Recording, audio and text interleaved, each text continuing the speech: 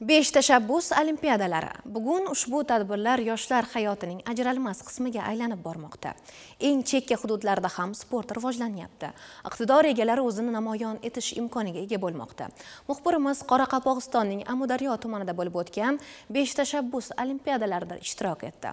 Hozir shu haqda. Minglab yoshlarni o'zida mujassam etgan 5 tashabbus olimpiadalarining ikkinchi mavsumini Qoraqalpog'iston Respublikasi bo'yicha Amudaryo tumani Yangiobod mahallasi boshlab berdi. Tadbirning ochilish qismida so'z olganlar ta'kidlashdiki, 5 tashabbus olimpiadalari bu yoshlar uchun haqiqiy imkoniyat. Chunki bu ularga o'z iqtidorlarini ko'rsatish imkonini beruvchi tadbir va u muntazam davom etib, yil mobaynida yoshlarni birlashtirishda muhim o'rin egallamoqda. Aynan Yangiobod mahallasi yoshlari ham o'tgan mavsumlarda faol ishtirok etgan va respublika miqyosida sovrinli o'rinlarni egallashga muvaffaq bo'lgan edi. Shu bois ikkinchi mavsum ham mahalla yoshlari uchun bayram ko'rinishida boshlab yuborildi. Bu yilgi mavsumda ham respublika bosqichlariga yaxshi o'rinlarni, natijalarni egallashga harakat qilyapmiz. Yoshlarimiz bilan birga albatta. Nafaqat yoshlarimiz, hozir ko'rib turganingizdek, ota-onalar ham qiziqish bilan kelib tomosha qilmoqda. O'tgan yilgiga qaraganda bu yilgi mavsumda yanada ko'proq yoshlar jalb qilingan.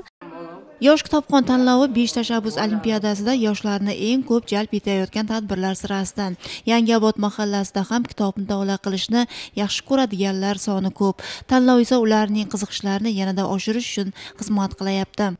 Mana bugun yosh kitobxon tanlovining mahalla bosqichi bo'lib o'tdi va 15-19 yosh toifasida men kitobxonlikka qatnashdim va bunda yuqori natijalarga egalladim deb o'ylayman. O'tgan yilgi adabiyotlarga qaraganda bu yilga bizda juda katta imkoniyatlar berilgan.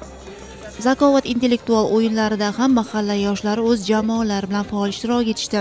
Lekin unda g'olib bo'lish uchun albatta bilim va tafakkur asosiy o'rinni egallaydi. Shu kunning o'zida qator sport musobaqalari hamda milliy va zamonaviy cholg'u ijrochiligi bo'yicha tanlov tashkil etildi. Kurash, voleybol musobaqalaridagi qishloq yoshlarining ishtirok etishi ushbu sport turlarining eng chekka hududlarda ham tobora rivojlanib borayotganligini ko'rsatdi. Amina Qurboniyozova, Azamat Mirzabekov, Qoraqalpog'iston yoshlar.